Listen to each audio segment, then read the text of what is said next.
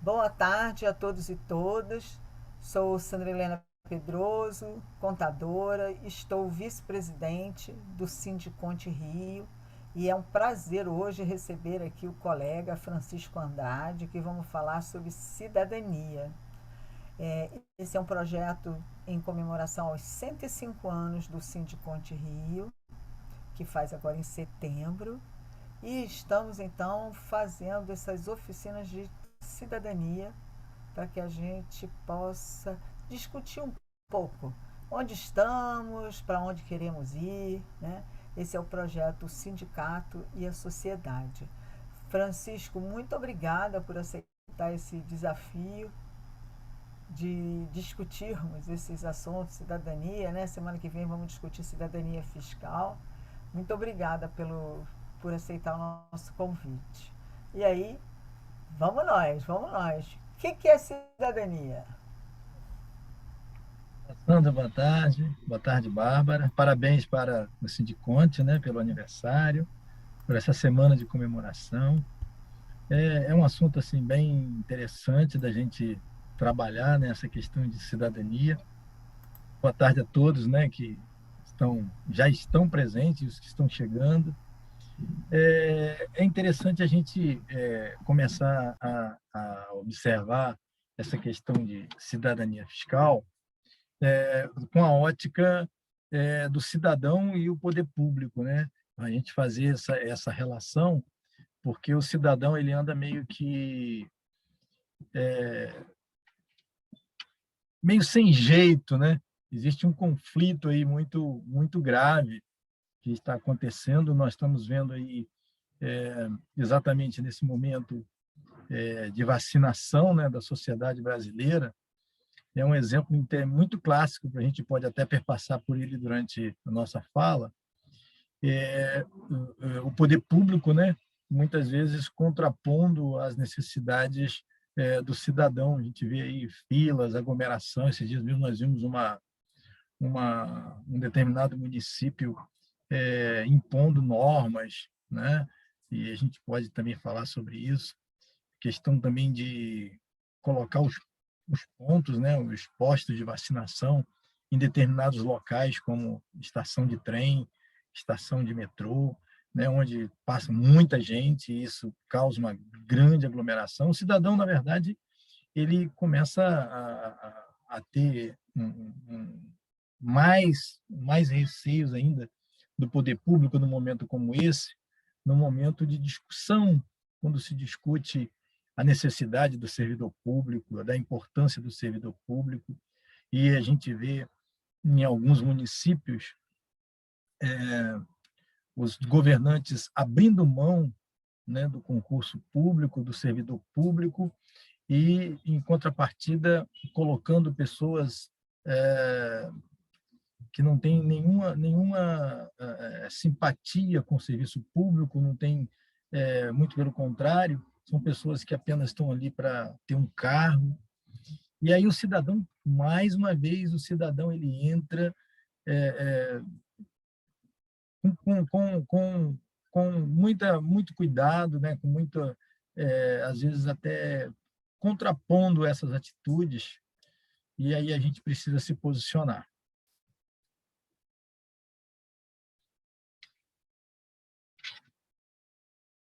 Eu vou continuar, hein, Sandra?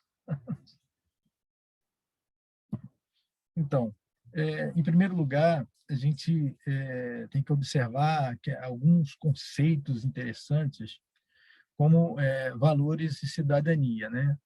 Então, assim, existem princípios e regras. Esses princípios e regras, eles são, desculpa, eles precisam ser observados porque eles são importantes para a vida de cada indivíduo, né? E para que a sociedade funcione normalmente, né, onde ele está integrado. E eu dei esses exemplos exatamente por isso. O cidadão ele precisa começar a entender a respeito desses valores e que valor os governantes estão dando para esses valores, né, para o bom funcionamento da sociedade. Então, esses princípios, essas regras, eles se ligam a valores, né, a valores a gente não nasce com esses valores, né? Esses valores, a gente adquire eles, né, de acordo com o nosso habitat, com o nosso viver, né, com a nossa maneira de viver, com os nossos, aquelas pessoas que nos aconselham. Então, assim, a gente vai adquirindo isso, né, no decorrer da vida, seja por intuição, seja por exemplo. Então, assim, esse aprendizado, né, esse conhecimento adquirido, né, ele precisa ser praticado, não só pelo cidadão, que tem os seus direitos e seus deveres, mas numa república representativa como a nossa, ele precisa ser praticado como exemplo, né, dos governantes. E o cidadão ele está de olho nisso, ele está respondendo a isso. A gente vê aí nos noticiários, né, de uma forma ou de outra, o cidadão responde. Isso fica muito claro quando o cidadão ele não se importa com isso a gente vai ver, né, semana que vem, com a arrecadação do Estado brasileiro. Ele não está muito incomodado com isso, não. Hoje nós tivemos um programa de, de, de televisão e nós tivemos um economista que participou de um reality falando sobre a importância da nota fiscal. E eu achei interessante que um determinado comerciante ele disse que para cada 15 pessoas que entram na padaria dele, apenas uma pessoa pede a nota fiscal, lembra que a nota fiscal deva ser emitida. Então, o cidadão ele começa a responder dessa forma, ele se responde ou dessa forma, ou ele responde queimando estações de BRT. E aí, a gente contextualizando, passando ali pela Estrada dos Bandeirantes, a gente vê algumas estações sendo reabilitadas, outras continuam totalmente queimadas, literalmente, né? O cidadão respondendo também, no momento em que ele acha interessante ele não pagar a passagem do BRT. Então, ele depreda para poder ele ter o ambiente propício para ele entrar sem passar pela roleta ali, sem ter controles. E aí o Estado, por sua vez, nesse conflito, ele começa a ter um gasto, um custo muito maior. Esse custo reflete em segurança, em controles. E o Estado, o município, ele não tem como colocar em cada estação, né, 2, 4, 6 policiais. Ele não tem como fazer isso. É totalmente inviável economicamente, né? Então, esses valores que nós estamos falando são valores que nascem, né, das relações significativas do homem, né, que necessita de algo para se satisfazer. Quando o homem precisa construir um barraco à beira de um córrego, de um rio ou de um valão, para ali se instalar e tirar o seu ganha-pão, nós também vimos isso no noticiário essa semana, ele está respondendo a uma relação significativa. É uma coisa, um anseio que ele quer, que ele precisa trabalhar. O poder público, por sua vez, não o anima e ele resolve burlar todas as normas que existem possíveis, né? E aí a gente começa a tocar em alguns pontos interessantes que nós vamos falar, que são pontos de moral e ética, né? Nós vamos falar mais à frente um pouquinho. A nossa Constituição, a de 1988, ela ainda é bem clara com relação a isso, né? Com relação aos direitos, aos fundamentos, aos objetivos, aos poderes constituídos. Então, ela diz que os fundamentos do Estado democrático de direito são a soberania e, em segundo lugar, já coloca a cidadania. Então, a cidadania, ela não é uma coisa que pode existir, que provavelmente vai existir, ela existe de uma forma ou de outra, ela existe, está aí no nosso meio, né? Então, assim, é importante a gente colocar isso, porque a sociedade ela precisa entender, e não, como eu já disse, os dois lados da moeda, que a cidadania ela precisa ser respeitada, né? quando eu, Estado, estabeleço uma briga dentro do próprio Estado, estabeleço uma briga em liberar vacinas, em vacinar a sociedade, eu estou dando uma resposta negativa para a sociedade, que nós não estamos nos entendendo com relação a um direito fundamental, que é o direito à vida. Por outro lado, quando o Estado, e nós vimos alguns municípios, eu acho que o município de São Paulo, principalmente, já está trabalhando nisso, instituindo uma lei que o servidor público não vacinar, o servidor municipal não tomar vacina, ele será passível até de demissão. Então, assim, o cidadão, existe um freio nisso tudo. O cidadão ele não pode ficar à mercê de um dizer que não tem nada a ver vacinar, que usar máscara não tem nada a ver, que tomar medidas de precaução com relação à aglomeração ou não tem nada a ver. E, por outro lado, um outro diz, não, tem que tomar, se não tomar vai ser demitido.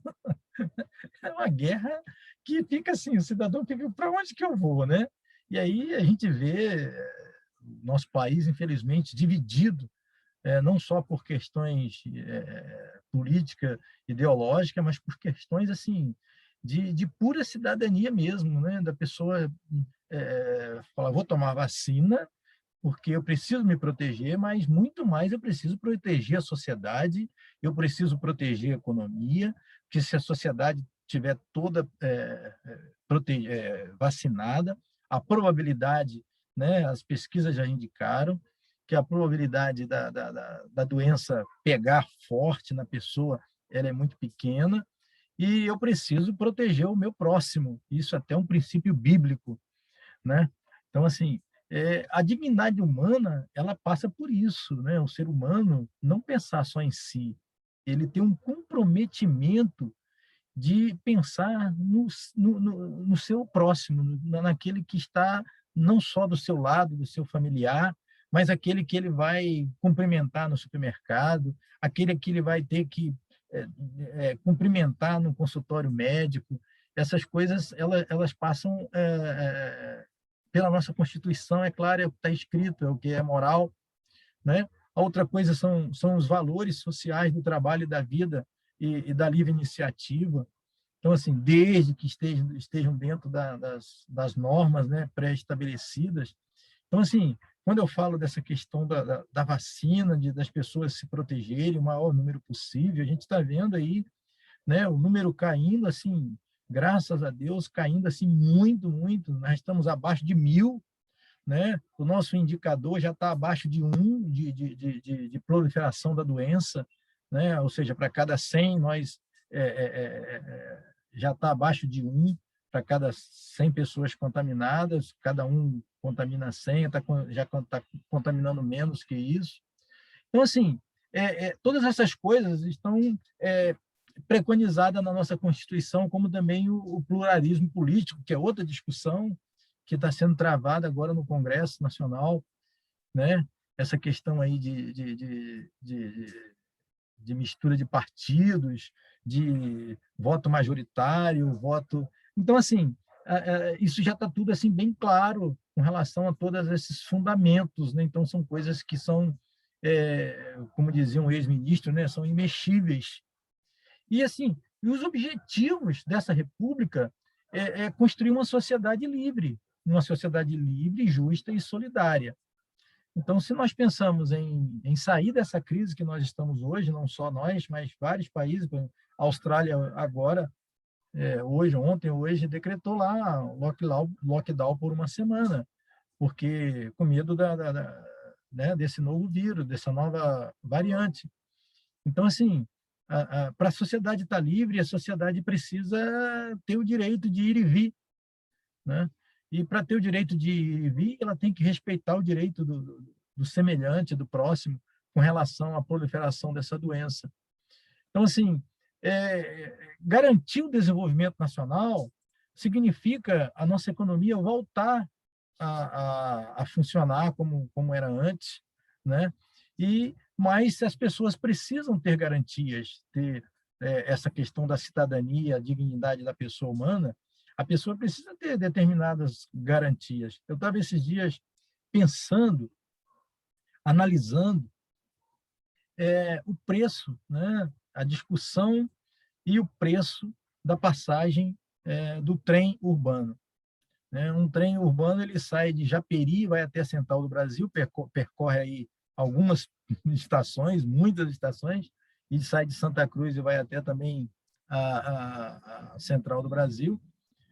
E as pessoas, hoje, né, por conta dessa questão de terceirização, as pessoas elas têm que pagar R$ 5,90 numa passagem de trem.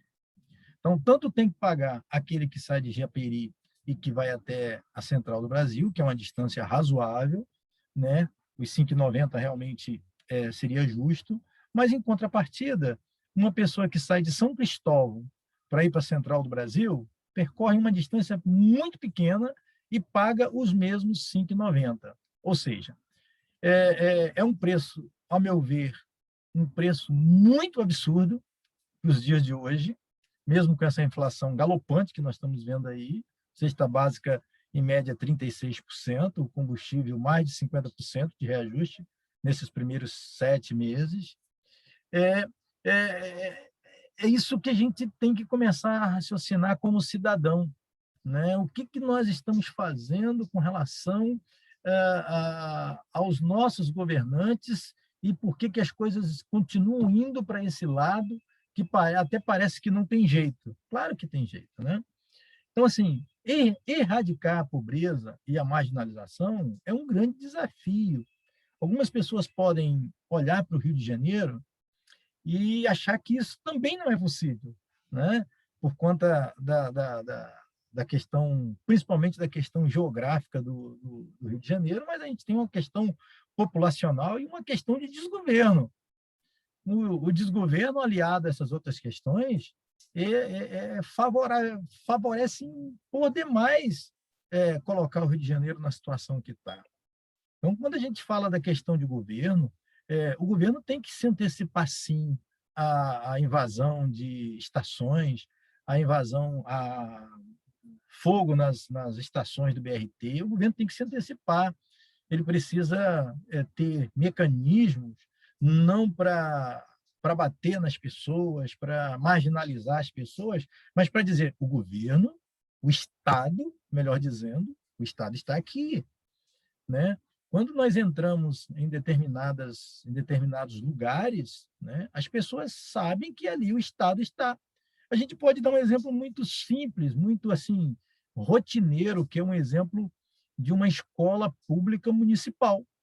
Uma escola pública municipal, ela não é qualquer pessoa que entra na escola pública, não é por ela ser pública que qualquer pessoa pode chegar no portão e entrar assim, e ir fazendo entrevista ou ir conversando com os alunos. Por quê? Porque ali existe o Estado. E o Estado está ali representado pelo diretor, pela diretora da escola, pelo secretário, e tem regras, e as regras têm que ser cumpridas. E as pessoas respeitam, na maioria das vezes, as pessoas respeitam. Até a mídia respeita.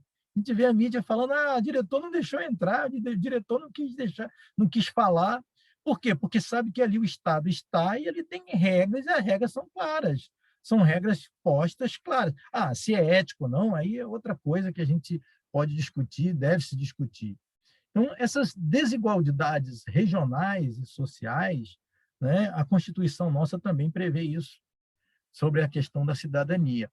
Promover o bem-estar de todos, isso aí é claro que o Estado brasileiro, seja o município, o Estado, a União, o Distrito Federal, eles têm que procurar fazer isso, né? E o cidadão, ele não pode ficar aguardando o Estado fazer esse tipo de coisa. O cidadão, ele tem que ser partícipe disso tudo.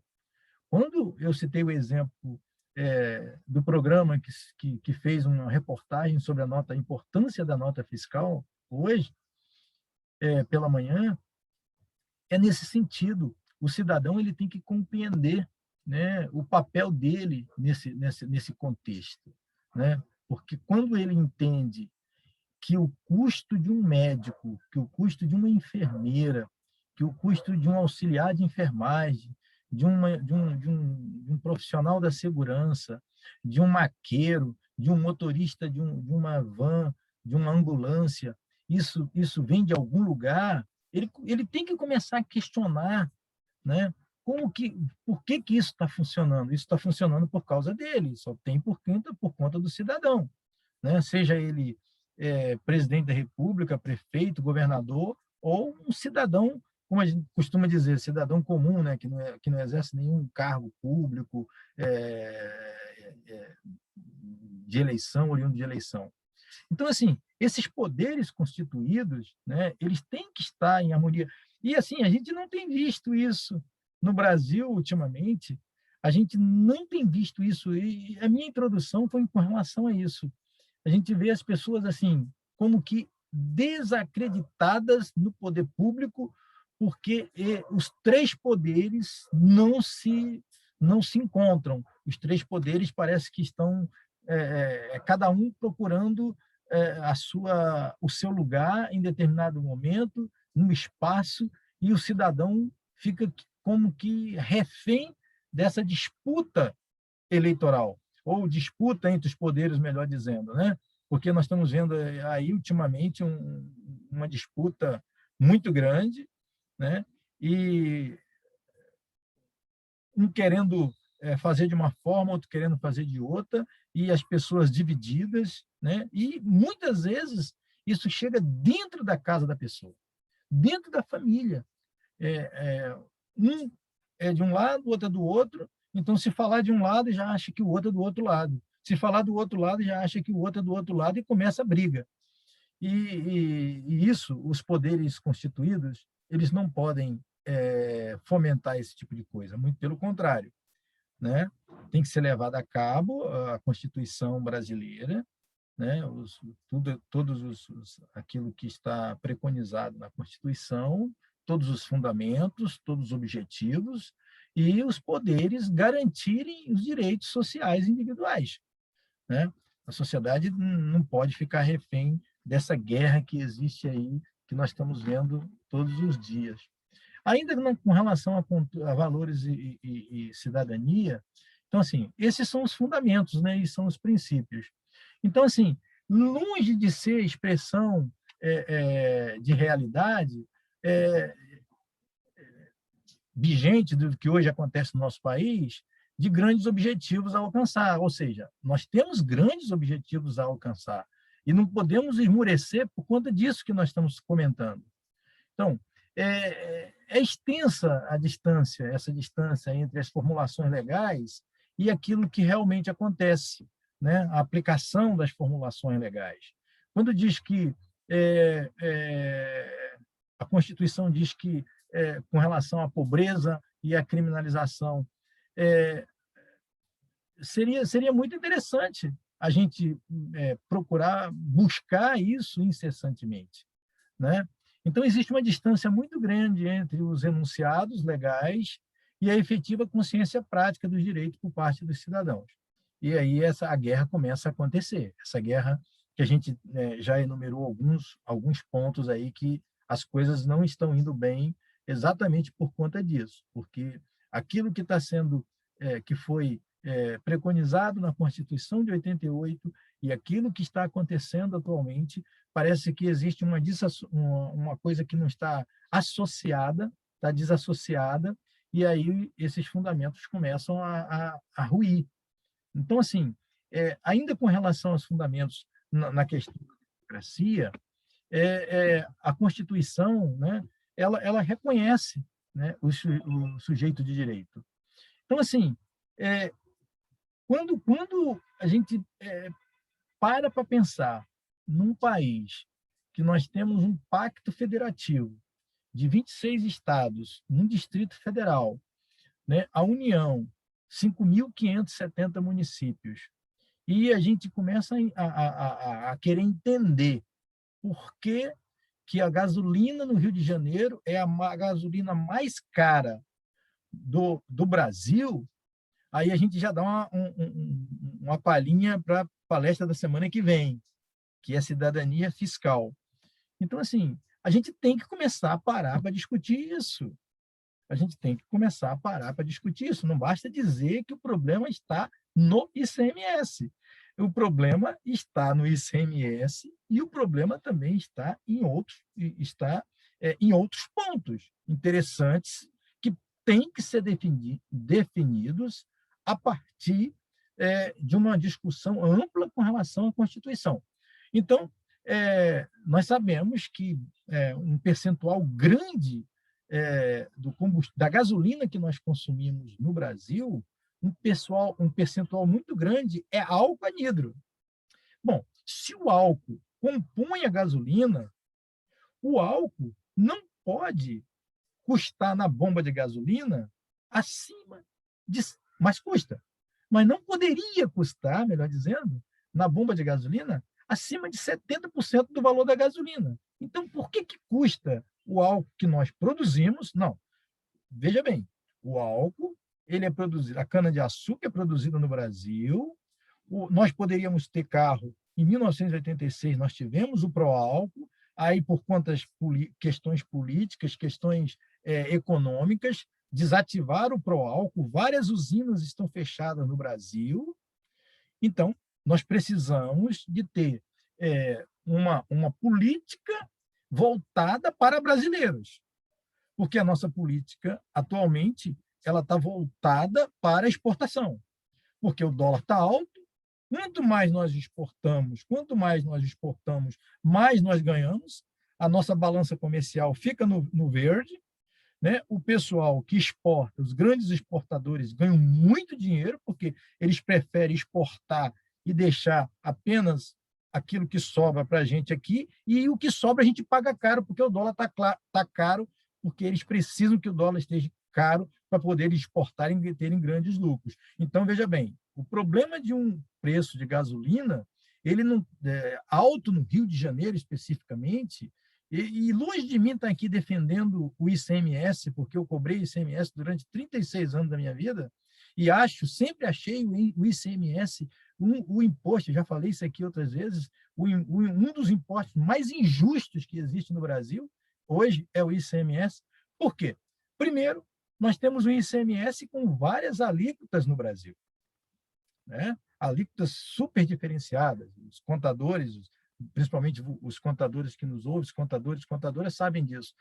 Se um contador se projetar para fazer a contabilidade de empresas dos 27 estados, ele pode se preparar para buscar um hospício, porque é complicado, é complicadíssimo, né? Ainda mais quando se trata de vários estados e estados que têm produtos na substituição tributária e outros que não têm produto na substituição tributária. Mas eu vou voltar para cá, porque eu falei que ia dar só uma palhinha com relação à palestra da semana que vem. Bom, então isso abrange também os direitos civis, né? Ou seja, que é uma extensão dos direitos políticos para todos, né? Isso é uma conquista dos direitos sociais e culturais. Então, nós vemos algumas pessoas exercendo a cidadania, mas quando elas chegam a alcançar um determinado cargo político, de vereador, de prefeito e tal, muitas vezes a pessoa é simplesmente deletada do sistema. Por quê? Porque está querendo cumprir o seu papel de cidadão, questionar o vereador, querendo questionar o prefeito dos seus atos, das suas ações, que é o papel do vereador, né? O papel do vereador não é calçar rua, fazer isso, fazer aquilo, fazer aquilo. O papel principal é fiscalizar os atos do Poder Executivo. E, às vezes, no Brasil, existe esse conflito, né, da pessoa estar atrapalhando, entre aspas, né, ou falando demais, ou querendo saber demais o que está acontecendo. Você não precisa saber dessas coisas, quando não se consegue colocar a pessoa nesse contexto, porque a pessoa não aceita, né? E nós vemos casos, né, não só no Rio de Janeiro, como o caso da Marielle, outros casos, as pessoas são realmente assim retiradas, né, abruptamente de cena. Bom, discutir cidadania no Brasil hoje significa apontar as necessidades de transformação. Então, que transformações são essas? São transformações das relações sociais, né? As pessoas precisam se respeitar. E eu vi hoje também uma coisa muito interessante que está passando, né? É a questão de uma lei que vai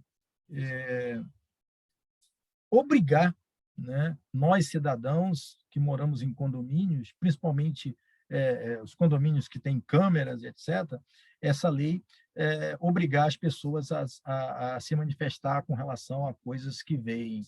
Por exemplo, no condomínio, o síndico vai ser obrigado a delatar, a, a tornar público, né, para a polícia as imagens que constem agressões à mulher. Então, isso é interessante. Um condomínio tem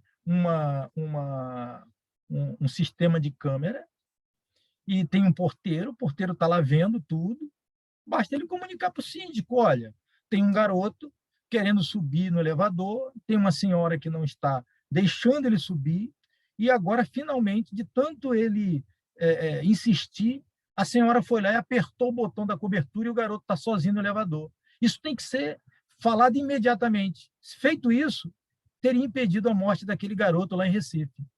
Foi exatamente o que aconteceu. Então, nós precisamos, de uma forma legal, de uma forma serena, cumprir o nosso papel de cidadão. Algumas pessoas vão dizer, poxa, mas o síndico precisa fazer isso, tal, mas se for lei, ele não precisa, ele tem que fazer. Quando ele assume o papel de síndico, ele vai ter que instruir aos porteiros, ele vai ter que mudar o regimento interno do condomínio, né, para dizer, olha, agora funciona assim. Ou seja, se importunar, qualquer pessoa importunar uma outra, né, na área comum do condomínio ou dentro da sua própria área privada, se o condomínio ficar sabendo, nós somos obrigados a comunicar à força policial para ver o que está acontecendo. É claro que a gente não vai cair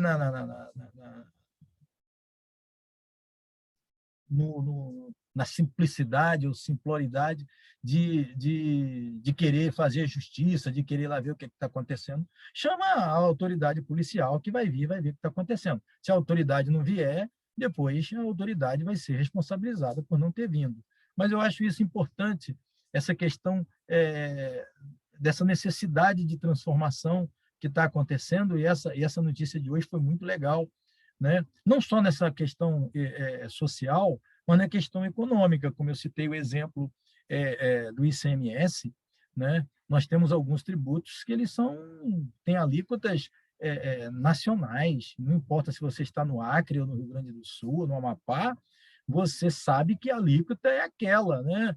Por exemplo, nós temos o ganho de capital, que é uma alíquota alta, considero, mas é 15% de norte a sul, de leste a oeste. Todo mundo sabe qual é a regra. Agora, o ICMS é complicado a gente definir até o ICMS com relação a determinadas coisas que são feitas em nosso país, em determinados estados e no Distrito Federal.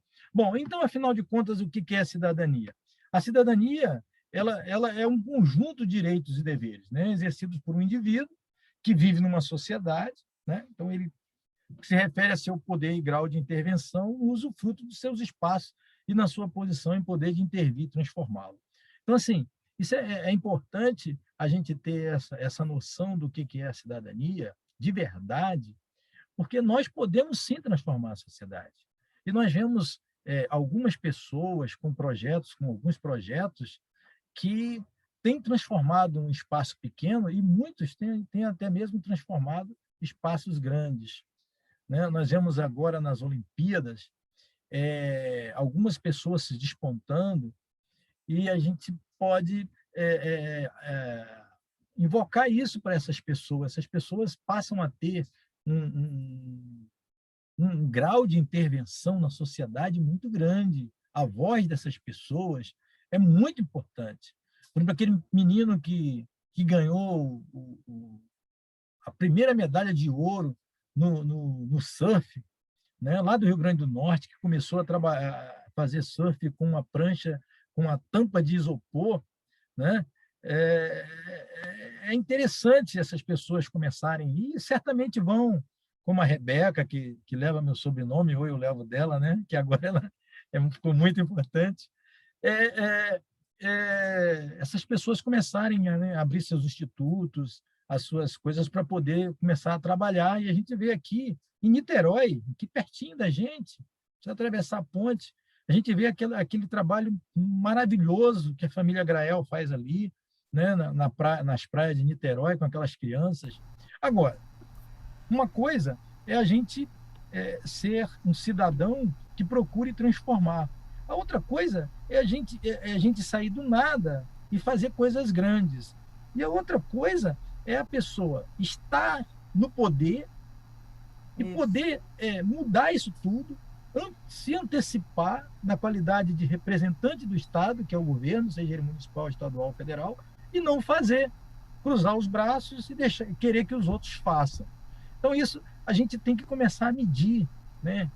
Ouvir noticiários, jornais e tudo, para a gente ver o que está acontecendo, o preço das coisas, por que o dólar está tão alto, por que a gasolina está desenfreada, por que a nossa inflação está desse jeito. Né? Você tem uma inflação de 36% na cesta básica e as pessoas estão dizendo, não, está tudo certo, está tudo funcionando, as coisas estão assim. Aí a pessoa que sobra um pouquinho lá, que consegue poupar um pouquinho, coloca na caderneta de poupança lá os seus R$ 1.000, aí vai ver no final do mês, rendeu quanto?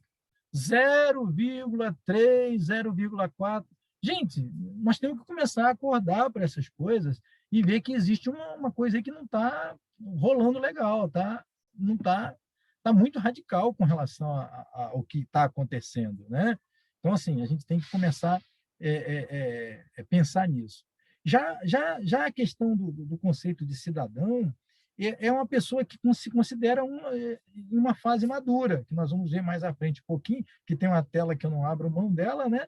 Eu sempre coloco ela. Então, assim, é a pessoa que está suficiente desenvolvido para agir com consciência. Como eu falei da nota fiscal, né? A pessoa saber que o para quê da nota fiscal, o porquê da nota fiscal, e ele fala assim, não, eu não vou pedir a nota fiscal porque eu não quero. Mas ele sabe, ele está negando essa intervenção para ajudar o seu próximo, porque a nota fiscal ajuda o próximo. Então, assim, ele tem o poder de decidir, então ele se considera realmente um cidadão, mas ele está decidindo positivamente ou negativamente, mas ele está decidindo. Mas ele sabe que as consequências da sua decisão, seja em qualquer área, até na área criminal, aquele que quer cometer um crime, não, eu cometi porque eu não sabia, né? Porque eu não sabia disso, não sabia que existia essa lei e tal. Mas aquele que é cidadão mesmo, de fato de direito, ele já está numa fase mais madura, já está mais adiantado com relação a essas coisas. E é essa tela que eu digo que eu não abro mão de mostrar uma coisa bem regional, que a gente montou esses conceitos de tipos de cidadão. Né? Então, Então, Francisco, você sabe que com essa questão das Olimpíadas e essa questão do cidadão, né? Por exemplo, tem o Edson Luciano, que foi um atleta que ganhou medalhas e montou um instituto e patrocina alguns atletas que ganharam medalhas agora nas Olimpíadas. Então é ser o cidadão ativo, né? Que é aquele que vai e busca, ativo e solidário. Eu achei muito legal o trabalho dele e vale a pena conhecer. com certeza, são exemplos. A gente tem aqui, eu frequento aqui, caminho de vez em quando no Parque Olímpico, aqui perto de casa.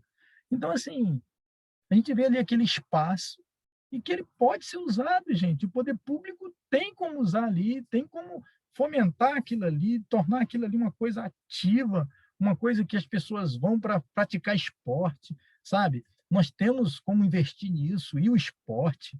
ele gera cidadania, porque ele gera conscientização, as pessoas conversam, as pessoas começam a entender, as pessoas se cuidam, aprendem a se cuidar, cuidar da sua saúde, né? Então, assim, nós temos ainda, infelizmente, no Brasil, aquelas pessoas que sabem que têm direito, que têm deveres. E às vezes a gente vai conversar com uma pessoa que mora, que tem comprou uma casa sem escritura, tem 20, 30 anos que está com aquela casa sem escritura, e não são pessoas leigas, são pessoas que têm um certo conhecimento, né? É, e aí você vai conversar, mas eu não tenho documento e tal. Por que que você não pede, não vai atrás, não corre atrás do uso capião? O que que é uso capião? Ó, uso capião é isso, você fica determinado tempo, né? Você pode requerer ao Estado o uso capião dessa propriedade e tal. Então, assim, as pessoas, ele tem, mas não sabe. Ele tem, simplesmente sabe, percebe que tem isso, mas não conhece. Já o meio cidadão, ele não conhece os seus direitos, né? Então, assim, é, às vezes você conversando com uma pessoa, você fala, você sabia que você, sem renda, você pode requerer alguns benefícios, né, para o INSS ou para o governo? Eu não sabia disso, não. Você sabia que com 65 anos, se você contribuiu por mais de 15 anos para o INSS, você pode se aposentar? Eu não sei disso, não sabia. Puxa vida, assim, aquela novidade para a pessoa, sabe? Mesmo que não tenha contribuído, a pessoa tem esse direito, porque a pessoa não pode, conforme a Constituição, não pode morrer à míngua, ficar sem comida, sem bebida, sem nada, se ela não tem outra fonte. O Estado é obrigado, e os impostos, uma das funções dos tributos é essa, né? É prover as pessoas para que as pessoas tenham um mínimo de cidadania, mas existe também aquele cidadão passivo. E aí, muitos de nós nos enquadramos nessa aí. Então, assim, é aquele que eu sempre falo o seguinte: ele está doido para o mar pegar fogo para ele comer peixe frito. Então, o que é isso? Ele tem a consciência, ele sabe do que é certo, do que é errado, sabe? Mas ele não está nem aí. Ele fala assim: olha, eu não quero saber de nada, esse negócio de votar, para mim, não está com nada. Esse negócio de pedir nota não está com nada. Esse negócio de, eu vou no posto de saúde, é tudo a mesma coisa. Ninguém atende. Isso não é verdade. Nós temos postos de saúde do menor para o maior município do estado do Rio de Janeiro. Nós temos pessoas ali dedicadas, nós temos pessoas boas, nós temos médicos, enfermeiras, atendentes. É claro que nós temos os maus exemplos, mas se fosse tudo mau exemplo, a sociedade não estaria funcionando. Então, assim, esse cidadão passivo, ele tem que ser sensibilizado para, já que ele conhece os seus direitos e os seus deveres, ele tem que ser sensibilizado para ele, pelo menos, ser um cidadão ativo. Pelo menos ele correr atrás, como diz no popular, correr atrás dos seus direitos e lutar por eles, né? Esse é o cidadão ativo. Mas, assim, a nossa carreira é no sentido de sensibilizar as pessoas para as pessoas serem cidadãos ativos e solidários, como a Sandra falou. Então, assim, a pessoa entender que ela precisa, que o papel fundamental dela, da pessoa nessa vida, é adquirir conhecimentos e passar esse conhecimento para as outras pessoas. Conhecimentos bons, é claro. Então, assim, para que a sociedade comece a mudar. Nós vemos sociedade, tipo a sociedade coreana, que em 40 anos eles deram um 180 graus na história. Então, assim, se tornaram uma nação superpoderosa. Por quê? Porque houve realmente essa sensibilização não foi, só foi através da educação. Então, assim, quando a gente fala da questão do esporte, né, que não deixa de ser educação, quando a gente fala da educação, mais o esporte, mais essas outras coisas que a gente está falando, é justamente para que as pessoas se transformem em cidadãos ativos solidários. As pessoas saibam qual é o papel dela na sociedade. Ela não pode ter os seus direitos garantidos e se isolar como um cidadão ativo. Ela não pode querer que o mar pegue fogo para ela comer peixe frito, porque isso vai ser uma vez, vai pegar fogo, vai comer o peixe frito e depois, né? E não ficar também naquela sombra de não conhecer os seus direitos, que é o meio cidadão. Então, assim, esse interesse coletivo, nós reportamos agora a lei, né? Antes de falar de moral e de ética, nos reportamos à lei, né? Ou às leis estaduais que estão vindo aí para proteger e para principalmente as mulheres de serem agredidas, né? Dentro de elevadores, em escadas, etc., de condomínios, como também colocar nas mãos dos cidadãos, dos condôminos e do síndico, colocar a obrigatoriedade de participação. Então, assim, nós temos que participar para poder até proteger a vida das outras pessoas. Então, isso é muito interessante quando a gente começa a parar para pensar de falar de denúncia anônima, né? Então, se você vê determinada coisa, se nós vemos determinada coisa e não queremos aparecer, existe a denúncia anônima. Você pode fazer uma denúncia anônima, né, que você está ouvindo muitos gritos no vizinho, etc., no corredor, e aí as autoridades competentes vão apurar para ver o que isso acontece. Mas, quando a gente faz esse vínculo com essa nova lei, é com relação a esse interesse coletivo, né? As pessoas começarem a entender. Se um casamento não está dando certo, o casal tem que sentar, conversar e ver o que vai fazer, e não um querer bater no outro. Isso né, é um absurdo. Bom, aí nós começamos a trabalhar essa questão de valores morais e valores éticos. Então, trata-se de dois conceitos, né? Dois conceitos assim muito interessantes, parecidos. Às vezes as pessoas confundem a questão da moral e da ética. Assim, a moral, ele é um conjunto de regras, né? De crenças que orientam uma determinada sociedade, indivíduos, né? Já a ética é a reflexão sobre essa moral. Então, nós vamos ver mais na frente um pouquinho exemplos disso, né?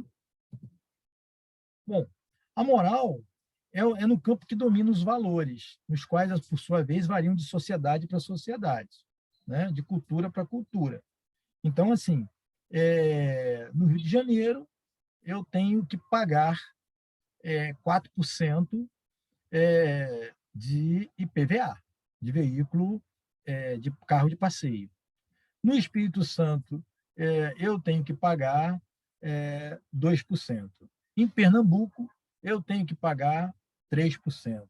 Em Santa Catarina, 2%, e assim sucessivamente.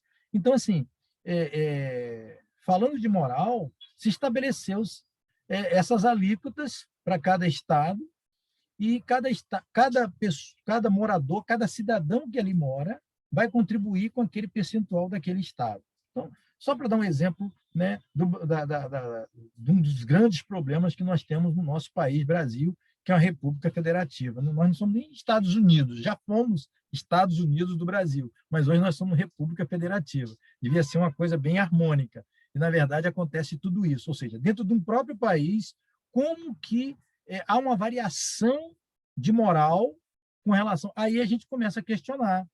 É ético? É ético você pagar 4% de IPVA no Rio de Janeiro e pagar 2% no Espírito Santo? Aí é onde a ética entra para questionar. E aí a moral, ela tem que ser alterada, ela tem que ser atualizada. É aí que entram os governantes. Os governantes têm que se antecipar a isso e dizer, olha, espera aí, tem alguma coisa errada nisso tudo. Bom, isso é guerra fiscal? É guerra fiscal. O que é isso? Né? Então, o que importa é assinalar que a moralidade é um componente de todas as culturas. Todas as culturas têm a moralidade, seja ela escrita ou não, né? Mas geralmente ela é escrita, ela é colocada no papel através de leis, decretos, portarias, etc, etc, resoluções. Bom, a dimensão da moral, ela está presente no comportamento de cada pessoa, né, em relação às outras, e das culturas e dos povos entre si. Então, assim, na nossa legislação diz, olha, não com essas palavras, mas diz, olha, você não pode tomar de assalto um outro cidadão e retirar aquilo que é dele. Isso está escrito.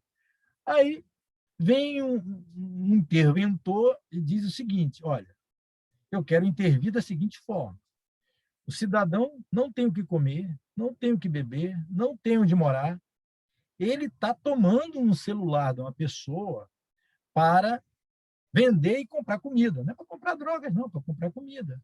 Você está defendendo aqui o ladrão? Não. Eu estou falando sobre moral e ética.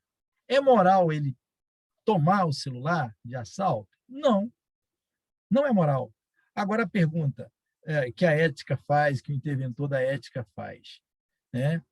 Ele morre de fome ou ele faz isso? Ah, não, ele vai pedir, porque tem uma maneira, né, de pedir. Mas digamos que chegamos ao gargalo, que chegamos ao ápice de que a pessoa pede, pede, ninguém dá, por várias razões, e ele chega nesse ponto, né? É por isso que em alguns julgamentos, né, alguns magistrados eles absolvem, né, a pessoa que entra no supermercado e rouba 1 quilo de arroz, né, tenta roubar ou rouba, né, tenta, né, ver claramente que a pessoa tá fazendo aquilo para subsistência. É aí que entra a ética com relação à moral. A ética ela começa a ver essas questões. Por isso que nós temos que ser cidadãos ativos e solidários, para a gente enxergar isso tudo e as pessoas começarem a se ajudar num processo social, como a Sandra deu exemplo, de esporte, ou nesses vários projetos que nós vemos de pessoas que abdicam o seu lazer para doação de cesta básica, para doação de comidas prontas, né?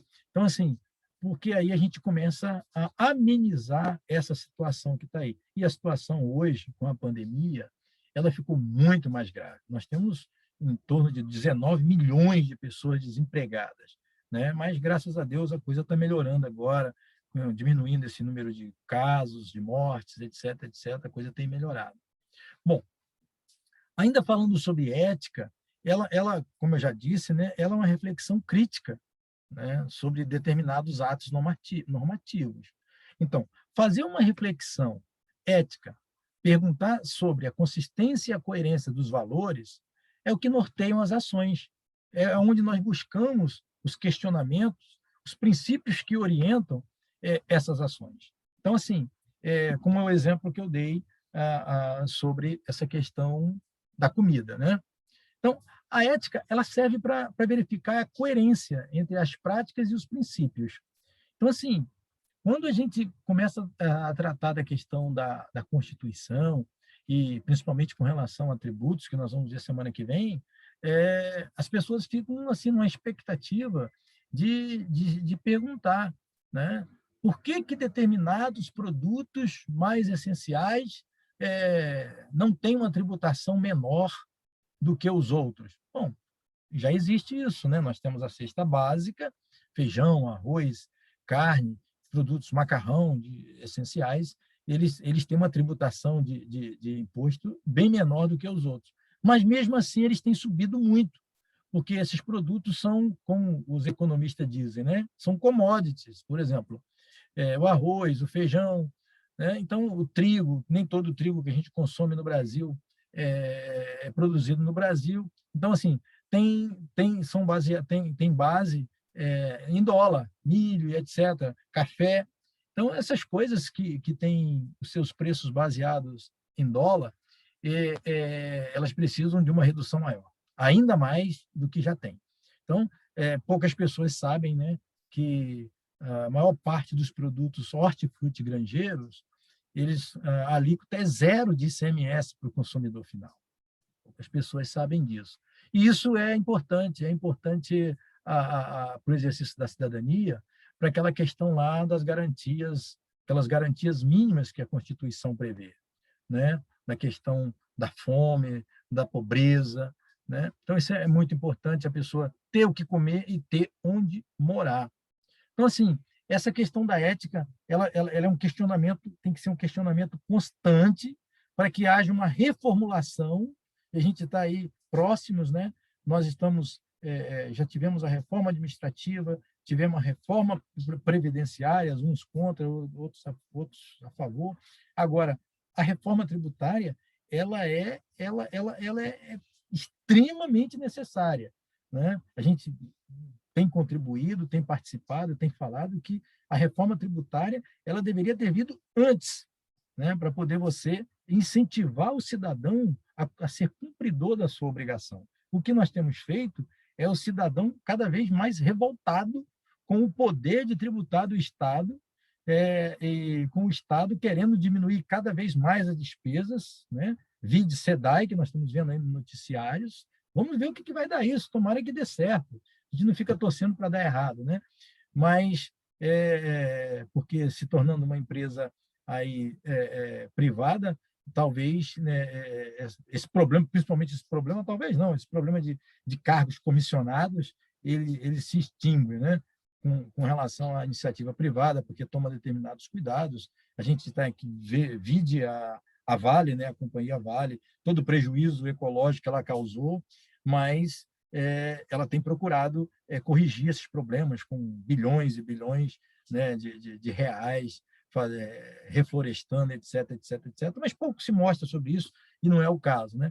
Mas então aí a ética tem que começar a fazer esses questionamentos, até mesmo para uma implantação de uma grande indústria que pode trazer prejuízos como foi causado no Rio Doce, foi causado lá em Minas Gerais, etc., e no Espírito Santo. Então, a nossa Constituição ela vai lá nos direitos humanos e diz que, no seu artigo 1º, que todo poder emana do povo, e esse povo é exatamente esse cidadão. Se esse cidadão, se ele não é ativo e solidário, se ele está votando numa determinada pessoa, num determinado vereador, num determinado prefeito, vou ficar por aqui, né? é, por conta de 10 telhas para cobrir a casa, de 10 sacos de cimento, por 1 milheiro de lajotas, ele está redondamente enganado, porque certamente esse dinheiro que está comprando isso, ele vai se multiplicar em corrupção. Lá na frente, ele vai ver que ele fez uma grande besteira, né? Ele vai ver que vai faltar posto de saúde, e aí não tem nada a ver com cidadania ativa, tem a ver com corrupção, que é outra questão. Bom, na Declaração dos Direitos Humanos, ela fala que ela delimita, né, um documento que é muito claro com relação aos direitos fundamentais do ser humano, né? E isso foi de 1948, né? E então, assim, na época, 58 estados, e o Brasil estava junto, assinaram essa declaração. Isso é claro. Então, a gente não pode ignorar isso, nem o cidadão, nem o governante, ele pode ignorar isso, essa questão do direito humano, né? Direito à moradia, direito, né, à habitação, como eles falam, direito à alimentação, né? Essa questão da erradicação da pobreza. E, com isso, a gente busca o quê? A gente está buscando uma sociedade mais justa. É aquela sociedade que, no contexto do senso comum, né, tudo que foi combinado não sai caro, ou seja, tudo que está delimitado pela legislação, tudo que é moral, isso não sai caro. Então, vamos viver em harmonia. Então, assim, e sobre a ética dos princípios universais, vem a ética para dizer, olha, esse combinado aí precisa ser alterado, né? E aí que tem os projetos de lei, como nós citamos esse projeto de lei de alguns estados para a questão de garantir, né, proteger as mulheres dos malfeitores. Bom, qual é a diferença principal da ética e moral, né? Então, a ética é um princípio, ou seja, é um princípio muito claro, né? Só que a moral, ela trata de aspectos dessas condutas específicas. Então, eu citei a questão do assalto, do roubar, né? Tem várias questões do tributar, do recolher, do pagar o imposto, de não pagar. Então, a ética, ela é permanente. A ética, ela não se extingue. Já a moral, ela tem um tempo, ela é temporal. Então, assim, quando a ética chega e diz assim, olha, gente, isso não é legal, vamos trabalhar essa questão do porquê que a gasolina no Rio de Janeiro é a gasolina mais cara do Brasil.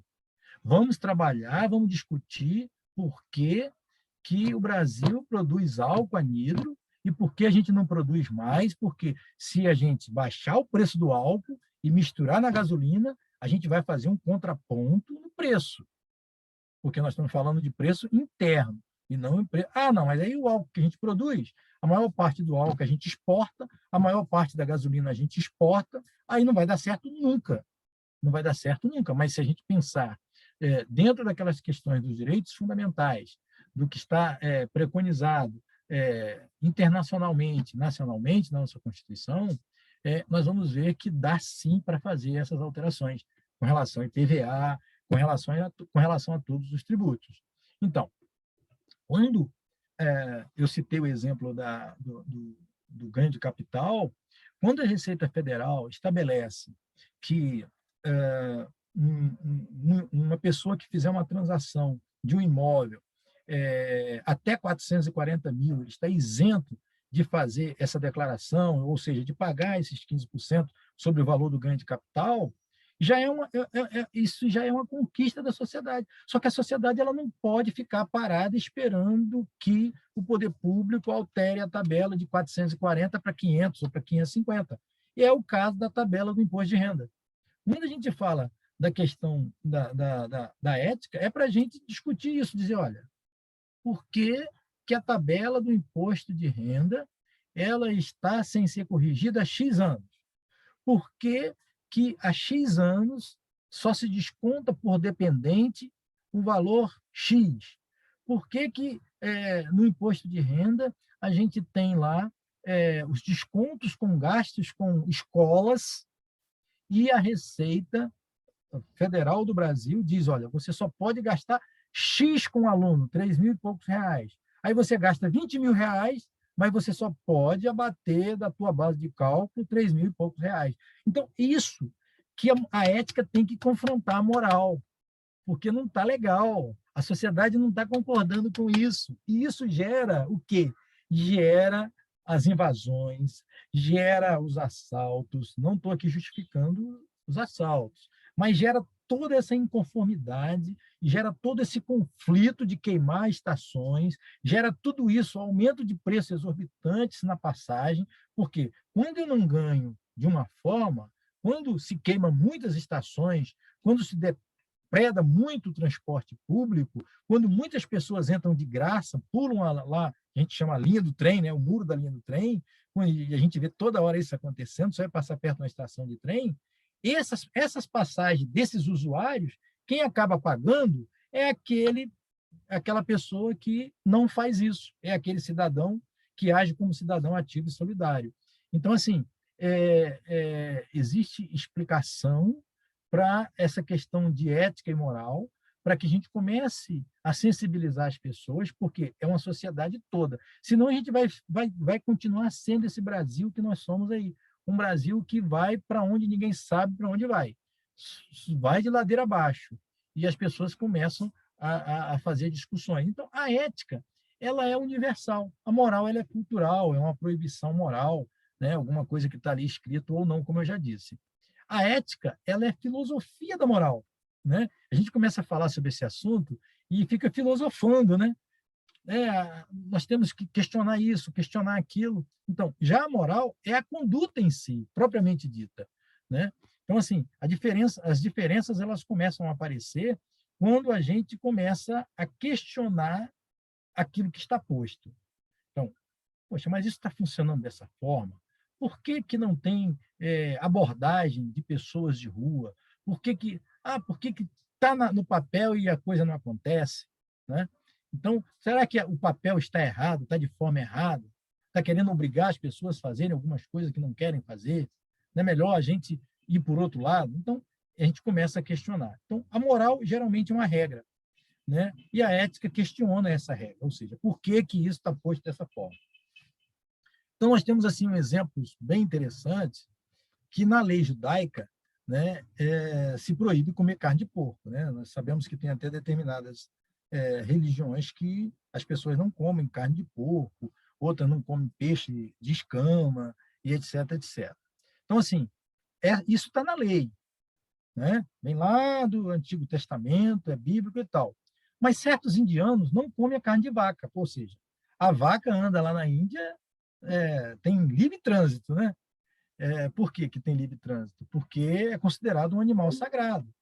Então, assim, o que que a ética diz? A ética diz o seguinte: se estiver faminto, mate o porco e mate a vaca e coma. Então, assim, a ética, em alguns momentos, ela sobrepõe e ela tem que sobrepor a moral. Porque se isso não acontecer, e nós já vimos casos de filmes, né, as pessoas comendo carne humana. Pode-se comer carne humana? Moralmente falando, não. Não se pode comer carne humana. Mas aconteceu um acidente lá nos Andes e não tinha outro jeito. Era gelo e pessoas mortas. E aí, como é que faz? Então, por quê? Porque o princípio da vida ele está acima das leis morais e religiosas, né? Então, assim, a explicação para algumas pessoas, até bem religiosas, que falam: eu não vou ser policial militar, ou policial civil, ou policial, porque eu não vou ter coragem de atirar em ninguém. A pessoa não vai ter coragem até o momento de ser em legítima defesa. Mas em legítima defesa, o policial ele está habilitado, sim, a dele, ou, né, legítima defesa, claro que é dele, mas em defesa também da sociedade. Se o determinado cidadão está afrontando a sociedade, está sendo perigoso e pode causar mortes, certamente o policial vai intervir. Isso, moralmente falando, é legal, né? Então, assim, isso foi, assim, ainda tem discussão sobre isso em igrejas, etc, etc, etc. Então, a pena de morte, em alguns estados, em alguns locais do mundo, é lei. Em alguns países, né? E, ou seja, isso é moral. Porém, isso é ético. Se nós fôssemos abrir uma discussão no Brasil sobre pena de morte, né, a primeira coisa que a boa parte das pessoas falariam era: só vão morrer X e Y. Mas a questão não é essa. A questão será que nós estamos preparados para ter provas suficientes e contundentes para ter 100% de certeza que a pessoa é culpada? Às vezes, todas as evidências dizem que a pessoa é culpada, né? Mas tem 0,01. Se de 1.000 pessoas que forem executadas, uma foi inocente, já é motivo suficiente para não ter pena de morte. Por quê? Porque essa uma, dentre 1.000, pode ser eu, pode ser você, pode ser qualquer um, né? Então, assim, é uma questão para se discutir mesmo, e isso tem sido discutido, né, em vários momentos, em vários países, mas alguns países e alguns estados, eles colocam a pena de morte como moral e como lei, e funciona da forma deles, mas aqui no Brasil é meio que precoce, né, a gente discutir esse tipo de coisa por conta de tudo que a gente tem falado, de tudo que a gente tem visto acontecer. Bom, e aí a gente começa a apertar um pouquinho aqueles que nos governam, né? Porque isso tem a ver com a cidadania, né? Eu costumo dizer que o Brasil é um país, uma república, né? Uma república federativa, mas no decorrer dos tempos do Brasil república, a gente tem visto muitos governos autoritários. E não são poucos, pelo menos eu posso citar esses últimos que nós tivemos, todos eles lançaram mão do autoritarismo. Como que eles lançam mão do autoritarismo? Eles lançam mão ganhando força. Como que se ganha força? É fácil. Eu me elejo na bandeira de que eu não vou ser igual ao anterior. Eu me elejo dizendo que eu não vou fazer conchavos para dar cargo para ninguém. E aí, quando eu sou eleito, e eu não estou falando do atual, estou falando de vários que a gente conhece em todas as esferas. Quando eles se elegem, né, esses cidadãos se elegem, eles, para ganhar força, eles começam a se unir com os inimigos políticos. como que eles se unem? Eles se unem fazendo os conchavos de cargos comissionados. Por isso que eu comecei a falando, como um bom servidor público, conhecedor do serviço público, falando sobre esse perigo de se transformar o concurso público em cabide de emprego de cargos comissionados. Por quê? Porque fortalece os conchavos políticos dos partidos políticos. Eles começam a dar determinados secretarias, ministérios para os partidos políticos e até para, nós temos visto isso recentemente no Brasil, né? Até para determinadas forças, e aí a coisa começa, a pessoa começa a ter o domínio sobre muita gente, muitos grupos, né? Majoritários, e aí ele começa a ver que ele tem a força, ou seja, que ele pode, que ele tem como se reeleger, que ele tem como fazer o que ele quer, da forma que ele quer. E isso aí a sociedade não suporta.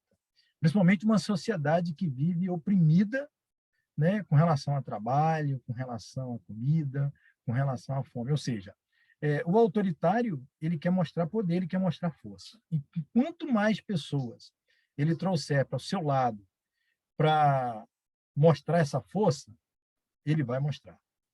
Já aquele que tem autoridade, o governo que tem autoridade, ele busca a legitimidade através dos seus atos. Então, como eu citei alguns exemplos, né, e disse que o Estado ele tem que se antecipar, e o Estado se antecipa através do seu governo. O governo tem que se antecipar às questões sociais, às questões econômicas, se antecipar e dizer, olha, o que está fazendo o preço do álcool chegar na bomba de gasolina e na mistura da gasolina no preço que está? O que nós podemos fazer para esse álcool ficar mais barato, já que a gente não tem controle sobre a gasolina? Vamos encurtar o caminho, vamos diminuir a tributação, Então, o cidadão ele precisa legitimar essas ações que estão moralmente postas e que podem ser alteradas a partir de uma visão ética. Por isso que o governante ele tem que ser ético acima de tudo. Por quê? Ele tem que ver o que é moral, o que está na lei e o que pode ser mudado para que a sociedade ganhe. E aí ele começa a ter legitimidade e soberania, porque as pessoas começam a entender o papel do governante. Por isso que tem, no Brasil, alguns estados e alguns municípios que as coisas dão certo. Por quê? Porque os governantes, claro que nós temos governantes do tipo A, do tipo B, do tipo C, igual futebol brasileiro, né? A, B, C, D. Então, assim, nós temos bons governantes. Nós temos, pelo Brasil afora, bons governantes. Nós temos bons vereadores, bons deputados estaduais, bons prefeitos, bons governadores. Mas, assim, infelizmente, a nossa cultura da lei do Gerson, como eu já falei anteriormente, né, muitas pessoas querem levar vantagem em tudo. Talvez alguns, não é o momento, mas não dá para explicar agora a lei do Gerson, é pesquisar aí que vocês vão ver, quem não sabe, né? São aquelas pessoas que querem levar vantagem em tudo. Você dá uma olhadinha aí no Google aí que vocês vão ver o que é a lei do Gerson. Bom, do ponto de vista do pleno exercício da cidadania, como nós falamos, ele tem que ser buscado sempre, né? Tanto em todos os contextos. Então, qual é a nossa relação com esse contexto de cidadão? De contador, por exemplo. Qual é a minha relação com isso? Eu tenho que repensar a minha relação com isso tudo. Eu tô sabendo diferenciar o que é público, o que é privado, né? Sabemos nos posicionar em ambos os contextos, em todos os contextos, no contexto público, no contexto privado. Aparentemente, a gente tem visto que não, né? Fazendo assim uma análise da nossa conjuntura. Então, assim, nós nos projetamos na dimensão do outro e percebemos os seus anseios. Então, assim, A gente tem percebido o anseio das pessoas com relação a essa questão toda, né, da sobrevivência, da vida? E qual a legitimidade de nossos atos enquanto cidadãos e enquanto agentes públicos? Né? Eu saio da minha casa e chego ali numa estação do metrô com um determinado objeto e começo a riscar as paredes, etc, etc, etc, etc. E uma câmera me flagra fazendo isso, eu sou chamado, né? Tomo um puxão de orelha de uma forma ou de outra, pago pelo crime. Qual o meu posicionamento sobre isso? Qual a legitimidade dos nossos atos sobre essas coisas? A gente tem que começar a pensar, começar não, continuar pensando nisso. Então, nós exercemos autoridades ou somos autoritários? Isso é em todos os lugares, né? Não é só em ambos os contextos, seja particular ou público. Do ponto de vista da representatividade, né? Quando a gente está falando aqui, buscando essa questão da cidadania, uma parceria entre o Estado e o cidadão. O agente público, a gente vê um agente público sem responsabilidades, a gente vê um agente público fazendo uma confusão entre o público e o privado. Né? Nós vimos agora, ontem, um agente público do município do Rio de Janeiro fazendo umas declarações assim, bombásticas sobre o que ele, o cargo que ele estava exercendo, como que estava exercendo, quanto que tinha que devolver para fulano, para beltrano.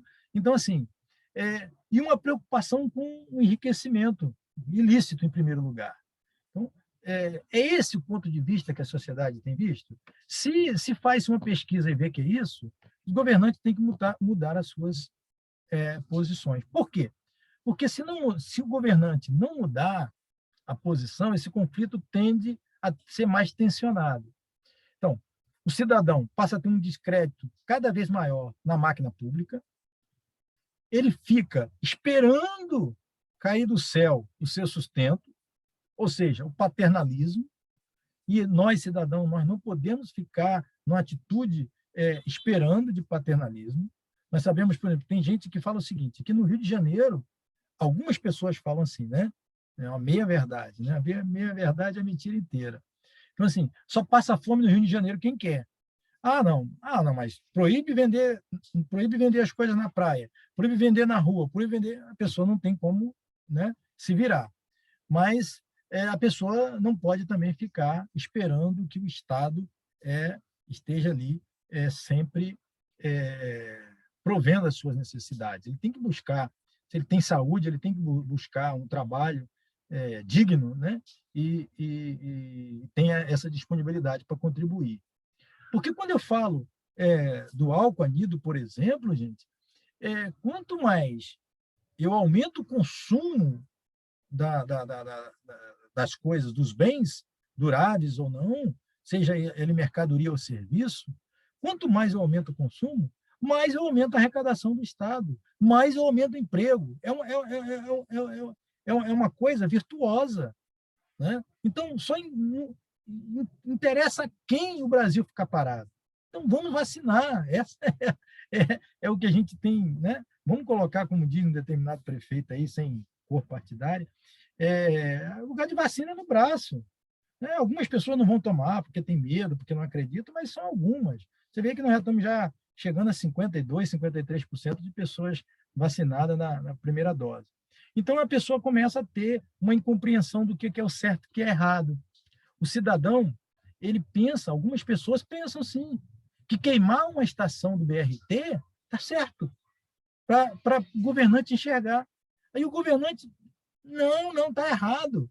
E fica essa briga, porque a pessoa acha que está certo porque ela está assim, indignada, e a única maneira de mostrar a sua indignação é queimar uma estação do BRT. Pô, se tu está defendendo queimar a estação do BRT? Não é isso. Estou falando do que está acontecendo, o que causa esse tipo de coisa. Não sou psicólogo, mas a gente vendo os governantes que nós temos e a sociedade que nós temos, os cidadãos que nós temos, não tem como acontecer diferente. Né? Bom, e o que nós esperamos? O que a sociedade, o que o cidadão ativo, solidário, ou mesmo o passivo, ou mesmo aquele cidadão ativo, o que ele espera das lideranças? Ele espera que eles sejam cumpridores dos seus deveres. Né? Ninguém fica esperando, eu vou votar nesse camarada porque ele vai roubar.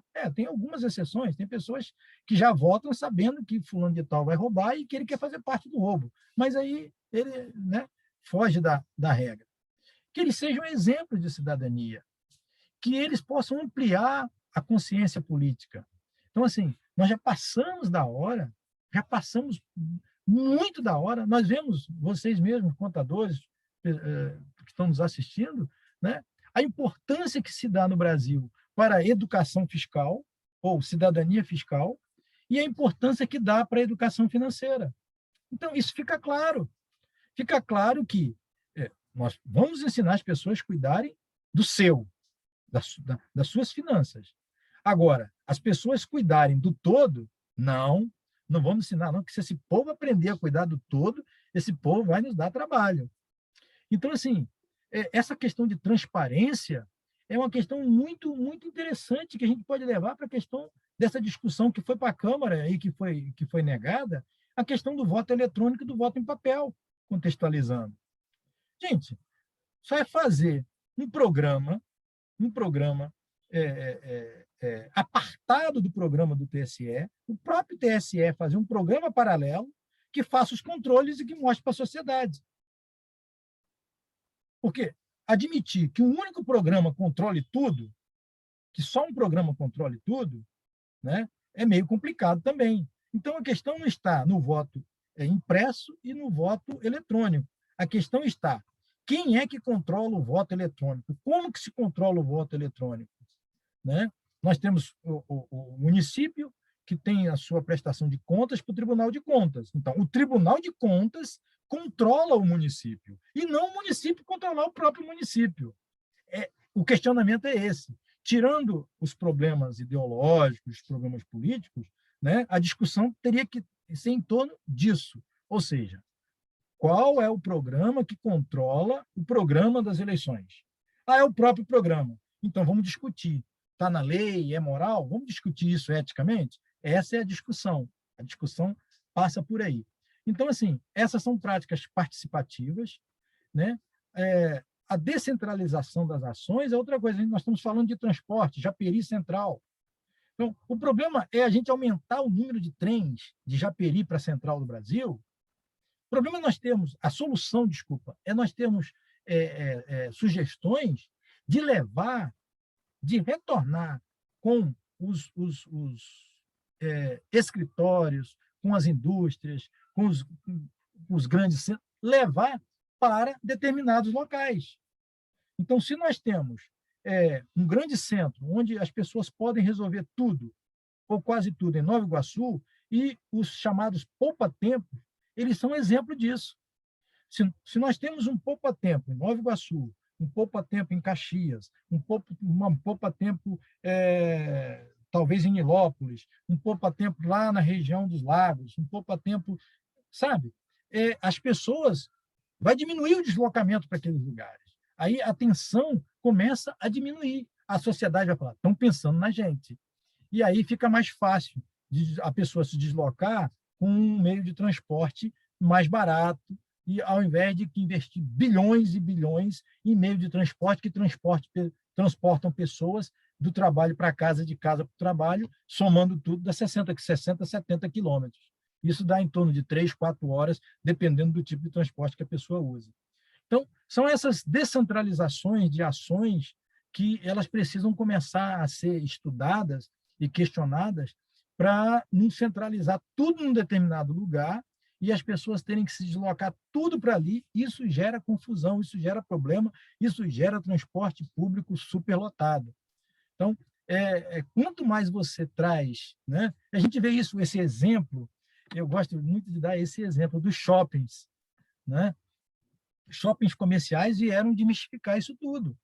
Hoje, as pessoas de Nova Iguaçu, por exemplo, não precisam ir num shopping em Copacabana, vai quem quer, ou ir na Barra, tem shopping para tudo quanto é lugar.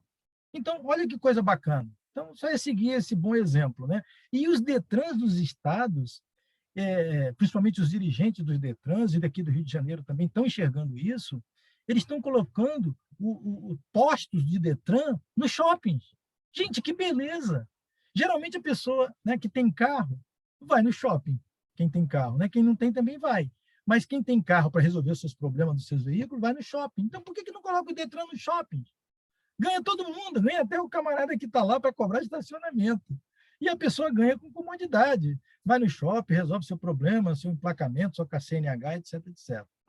Bom, o cidadão ele quer que o governante, a liderança, ela seja imparcial, né? A imparcialidade é uma coisa muito importante nessa questão de cidadania ativa e solidária. Então, são essas questões que tem que ficar bem claras. E o que nós esperamos do cidadão? Ele tem que participar, ele tem que ser crítico, como nós já falamos, ele tem que ser cumpridor das suas obrigações. Não adianta. A gente está falando de cidadania e eu saio daqui do estado do Rio de Janeiro porque eu sei que o IPVA no Espírito Santo é mais barato. Como eu tenho um imóvel lá no Espírito Santo, eu moro aqui, eu vivo daqui, eu vou no posto de saúde daqui, eu vou tudo daqui. Aí eu vou lá e emplaco o meu carro no Espírito Santo. Bom, quer dizer, eu estou cumprindo meu dever de cidadão? Não estou. Ah, mas é mais barato, eu tenho que fazer isso. É parecido em queimar a estação do trem, estação do BRT. Ou seja, farinha pouca, meu pirão primeiro. Então, eu tenho que cumprir minha obrigação e lutar para que isso seja modificado, isso seja alterado. É a questão da confrontação da ética com a moral. Então, uma conscientização do que é a função socioeconômica do tributo, que nós vamos ver semana que vem. E pronto para assumir um cargo público. O cidadão, ele geralmente ele não está pronto para assumir um cargo público. Ele está pronto para assumir aquilo que ele acha que vai ter uma renda para ele, que ele vai ter poder, que ele vai... Isso eu estou falando geralmente, claro que tem as exceções, né? Então, nós temos que estar pronto para isso, para poder, quando assumirmos, nós enxergarmos, né, o cidadão comum lá precisando do serviço público. E quais são os resultados disso? Né? É uma melhor harmonia entre o Estado e o cidadão. Quando o governante ele cumpre o seu papel, a harmonia começa a acontecer. Eu costumo dar exemplos, e eu dou muito exemplo do Espírito Santo, porque eu trabalhei minha vida, né, quase toda lá, 36 anos. E, assim, por incrível que pareça, a gente dá um dado desse para vocês vão falar assim, eu vou pesquisar para ver se isso é verdade. O Estado do Espírito Santo, na pandemia, a arrecadação do Estado, ela aumentou nominalmente 37% na pandemia, em relação ao ano anterior sem pandemia. Mas por que isso? Né?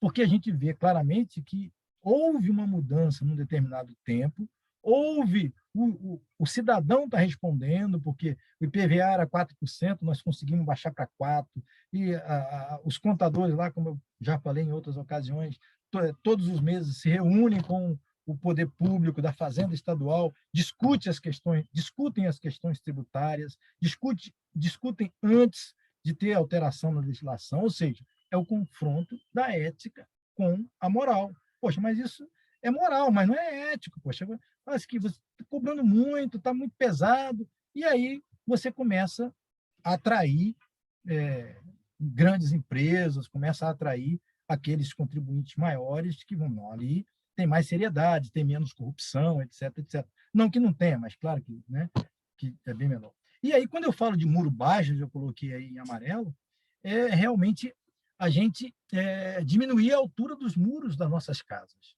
Nós vemos alguns países que as casas não têm muros.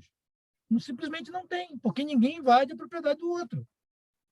E isso é resultado, né? E isso a gente tem que lutar incessantemente aqui no Rio de Janeiro para essa coisa da questão da criminalidade, ela vai diminuir à medida que nós exercemos a nossa cidadania e dá oportunidade para as pessoas, né, de trabalho, de alimentação, de tudo.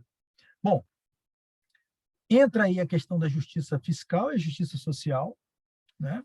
Quando você trabalha com uma justiça fiscal, você tira dos mais ricos e distribui isso para os mais pobres, isso é normal. não tem, né? A questão do IPTU, ele deveria ser assim, a questão do ISS, todas essas questões de impostos, né? Você tira o próprio conceito de contribuição de melhoria, é esse conceito da contribuição de melhoria, é o Estado fazer uma melhoria em um determinado bairro. Aquele bairro cresceu o valor dos imóveis. Você cobra a contribuição de melhoria e pega aquele valor e aplica nos bairros mais pobres, onde não tem contribuição de melhoria, onde não houve. Aí você vai aplicando e vai replicando, e a partir do momento que você vai melhorando o valor dos imóveis daquele local, você vai cobrando a contribuição de melhoria, ou em contribuição de melhoria, ou em PTU, e vai levando para outros bairros. E aí a coisa vai melhorando. E aí as pessoas começam a valorizar. Não, eu não posso quebrar aquilo ali, porque aquilo ali fui eu quem comprou. Eu que paguei aquela estação do BRT. Eu não posso queimar porque o preço da passagem vai aumentar. Eles vão colocar o preço da... Ah, mas eu não pago passagem, mas vai chegar um momento que pode ser que o Estado coloque lá e você tenha que pagar. Mas não é isso, é questão do todo. Porque quando a corda aperta no pescoço de todos, alguns saem atirando para tudo quanto é lugar. E pode pegar na gente, que acha que não vai pegar. Né? A bala perdida ela vem de tudo quanto é lugar. Né? Eu estou falando de consequência, não de bala perdida propriamente dita. E aí, quando a sociedade começa a sentir isso, você começa a ver uma satisfação popular. Estão preocupados comigo, estão vendo o que eu estou passando. Então, isso eu preciso enfatizar com relação a essa questão da sociedade, do cidadão, do povo, né? Está, já que todo o poder demanda dele, ele está satisfeito ou menos insatisfeito. Né? A coisa começa a melhorar. E isso a gente vê dentro de alguns bairros do próprio Rio de Janeiro. Não estou falando de bairros mais ricos, mais pobres, não. Tanto dos mais ricos quanto dos mais pobres. Tem bairros bem humildes em que as pessoas convivem bem, porque ali há um respeito, né? Municípios pequenininhos no Rio de Janeiro, isso aí funciona em qualquer lugar. E aí, já partindo para os finalmente, a gente vê aí, né, todo cidadão de todas as cores, de todos os credos, e aí a educação fiscal ela vem para instigar esse tipo de cidadão, né, para ele aprender a entender qual é o papel dele como contribuinte solidário e participativo, que beneficia não só ele, mas que beneficia a todos, inclusive os familiares dele, a ele, né, aos seus netos. A gente está sempre com essa discussão, né? Nós temos que fazer para os nossos netos, não, nós temos que fazer porque nós precisamos fazer para as coisas acontecerem agora e lá na frente, com certeza, né, serão melhores. E não com essa ideia de estar sempre pensando nos netos, não, nós vamos fazer agora, a hora é essa. Né? Quem não sabe quanto tempo tem pouco tempo. E nós não temos esse tempo todo, né? Nós não sabemos quanto tempo nós temos. Então, é isso que eu gostaria de compartilhar com vocês, agradecer a participação de vocês todos, agradecer mais uma vez o Sindiconte pela confiança, agradecer a Bárbara, agradecer a Sandra, Observatório Social, e a todos os presentes. Estamos à disposição de vocês.